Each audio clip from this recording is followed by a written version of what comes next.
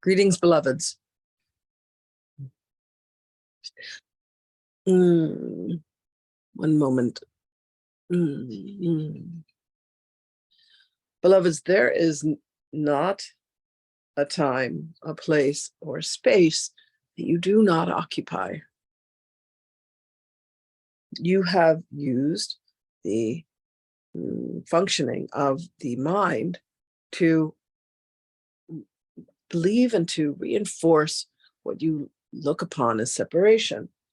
However, you must allow yourselves to remember, you must reconcile that when you look upon one and you say, oh, I want to be like them. Oh, I want to have what it is that they have. I want to know what it is that they know, that this is already the truth of you. You look upon beloved Yeshua and you say, he is our savior. He is one state of beingness that we are meant to attain. And beloveds, when you come to the realization that you are the Yeshuas of the world, you are these ascended masters and beings, and there is indeed a universe where you are the one who is known as the Savior. When you come to truly understand that there is nothing that has been made manifest, there is nothing that exists that does not have your fingerprints all over it. The evidence has been amassed by us for us to understand that you have been the architect, you have been the culprit. You cannot look upon another and say, I do not want to be like them. I do not want to think the way that they do. I do not want to speak the way that they do. I do not want to act the way that they do. Say, feel, experience as they do. You hold them up as the standard of what it is that you don't want to be. But beloved, you must understand that you are all of those things. And then you look upon others and you say, ah, yes, this is what I aspire to be. This is a noble creature, and I am less than noble creature. I am ignoble. Beloveds, you are all. We are all. There is no aspect of life that you can look upon and say, this is right, and this is just, and this is false, and this is fake. All of it exists. Now, when you come to recognize, and you come to accept, and you come to live and breathe and think and feel through that none of it has any meaning. And again, Yeshua in his brilliance brings forth the very lesson of saying everything I see has all the meaning and the significance that I have given to it. Nothing I see means anything, lest what I have assigned meaning to.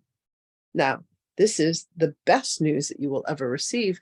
And contrarily, it is also the worst news that you will ever receive, because, beloveds, you are the ones who have taken the paintbrush of life and you have said, this is what should be done. This is what should not be done.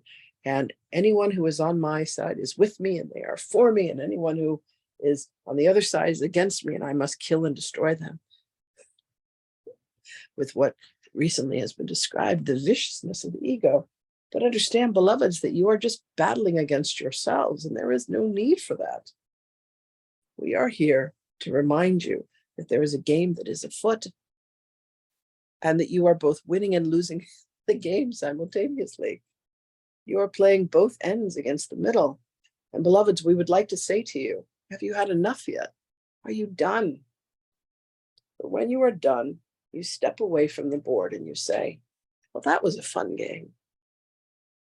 Now, what about this ascension thing? Ah, yes, ascension is the next big game to play, forgetting that you are ascended. Oh, I must ascend. I must go from first dimension where I was nothing but a thought in the mind of God, and now I must make my way through the second, where I have moved up to being a protozoa, and now I must come into the third dimension. Ah, there are shapes and there are objects. Now I shall go into the fourth, and it's a little bit dicey in the fourth dimension, but ah, yes, the fifth dimension. This is the land of ascension. This is the land of purity, where there are butterflies and rainbows and unicorns and ice cream every day, and no one ever gets fat. But what exists in the sixth dimension? Oh, what about the seventh? Oh, the seventh becomes confusing because all things exist at once. And what about as I inch my way up to the 13th dimension and I actually recognize that I and my creator are one? Goodness, what happens then? Beloveds, All you are doing is playing. Allow yourselves to remember such and enjoy the game. And this case of seriousness, goodness, beloved ones, why be so serious when you have the moment to choose joy and happiness and love and laughter and frivolity? But if you want to continue this long suffering, again, understand that we will continue to applaud how extraordinary creative every single one of you are. Does this sound like sarcasm? Good. We would appreciate you appreciating us, appreciating you. Greetings and salutations, precious and beloved brothers and sisters. We are with you always. We love you, and indeed we will speak with you again.